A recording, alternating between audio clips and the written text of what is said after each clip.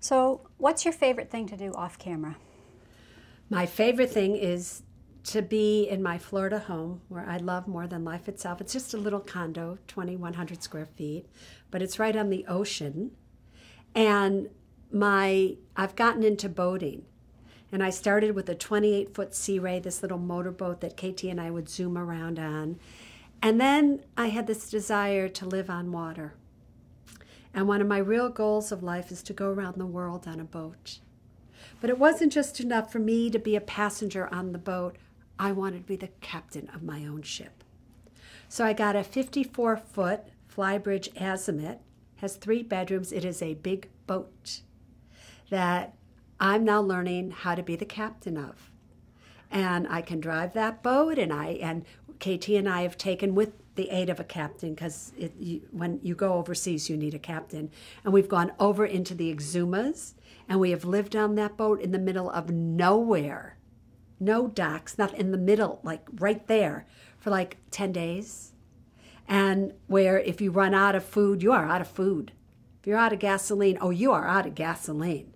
So you better know what you're doing. And I was ecstatic. So my favorite thing to do in life, bar none, is to sit on my boat and to drive it. I'm not so interested in driving it on the ocean because that can get boring after 5-10 hours of the same thing. I like driving it where it's dangerous to drive it, where you don't know how shallow, it is, and to come in and out of the intercoastal, into the inlets. I love that. I love that. That's great. What question do you get asked most by people? Boy, there's so many of them, but I get a question that I hate. And the question is, how do I put money away for my child's college education? It's the number one question I'm asked. And the reason I hate that question is it's always by a woman. 9 out of 10 times, it's by a single mother. And when I say to her, do you have credit card debt? Oh, yes.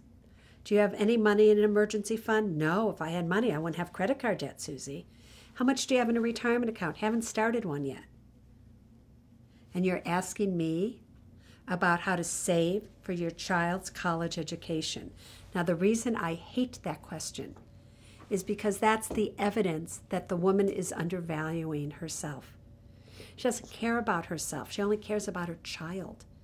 So what message is she passing down to this child about life and how it should be?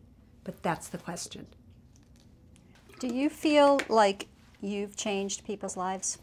I know I changed people's lives. When 9 Steps first came out, and it sold so many, I used to wonder, does this work? Because they had just read the book. There wasn't, really a transformation, and you've earned it, don't lose it. I wasn't even thinking like that at that time, which was my first book.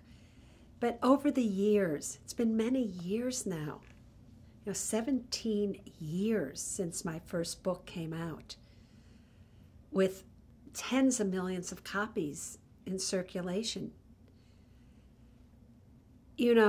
People come up to me and they say, Susie, you changed my life. Susie, because I listened to you, I didn't lose my house. Susie, my relationship is still going because of what you said. Susie, I don't have any credit card debt. Susie, I finally just paid off my home. Susie, oh my God, I'm so happy I'm able to retire because I did everything you told me to do, and on and on. And it's not just with older people. It's with college students that go, I am so happy that I didn't go to an expensive school. All my friends, Susie, have $150,000 of student loan debt. I only have $30,000. I make less than they do, but I have a better life because I can afford it. Thank you, Susie. I know I change people's lives, and I don't have any doubt about it. Are there other projects that you're interested in doing in the future? I have to tell you, I'm almost done them all. But today, I was in San Francisco this morning. And to get to the airport, we were driving through the Tenderloin. And I saw all of these people at 8 o'clock in the morning that are really down and out, and I have a serious fascination with street people. And they were all drinking beer. They all had like a liquor in their hand. And there were liquor stores all over this neighborhood to make it easy for them to kill themselves. And I had this thought and this desire that if ever I was like a seriously wealthy woman, like a billionaire, because it would take billions to do this, that I would come back and I would change an entire city. I would make it mandatory that no liquor store was in any neighborhood that was even close to where people don't have money. That it would be a struggle for them to go get what's killing them. And I would take all those rundown hotels and I would redo them and clean up the lives and give these people a chance again. And there was something fascinating to me about being able to do that. So I was thinking, oh, if only I could be Bill Gates, if only I could be Warren Buffett, not for the money, because what do you do with that money? But to go and transform things and me physically do it myself. It's the only thing that has been, that just triggered me just this morning. Mm-hmm. Wow. What do you think is the key to creating a successful TV series? That's a good question. To somehow resonate with a topic that never gets old. To somehow keep it that even though it may look the same, there's always something new and people always can learn from it. And to do it in such a way that it's not boring. But every TV series does run its gamut because the topic is up or somebody new or better has come along. I'm seriously shocked that we're, in 12 years of a series. What's interesting, you probably don't know this, I've never signed a contract for more than a year at a time or two. 1 year, 2 year contracts, but normally in TV, it's a 5-year contract. And I was like, this show is not going to be on the air 5 years, so why do I want to even sign a contract for 5 years? Let's do 1 year. All right, we'll do another year. All right, we'll do another year. I think the first 4 or 5 years were all 1-year contracts. And now we're getting into our 7th and 8th year, and I'm like, all right, if you want to sign a 2-year contract, we can. And recently, when my contract just renewed in August of 2012, they wanted 4 more years. I said, I'm still, to this day, because this show, are you kidding? I'll give you 2, and that's it. Actually, I wanted to go back to just 1 year again, because really, you really think? So when the love of the talent goes out of the show, even if the show is great, I think that's the end then of a series. I think that it's got to be a topic that people just love to look at. But truthfully, I don't know anymore. Like I said earlier in this interview, look at what people are watching. And it's very successful. So how do you even rate success? By the number of people that are watching crap? There's nothing else to call it but that. Is that success because of the ratings? Or is it successful because you're transforming lives of people in an area that every single person has to deal with? I don't know, maybe my ratings aren't as high, or the show isn't as glamorous, or doesn't get as much buzz, but it sure transforms more lives and helps people than any other show out there today. Absolutely. What's your take on fame? What has it done for you? Fame hasn't done anything for me. Fame, it's nice to be recognized and acknowledged, but it doesn't change anything other than I have more money.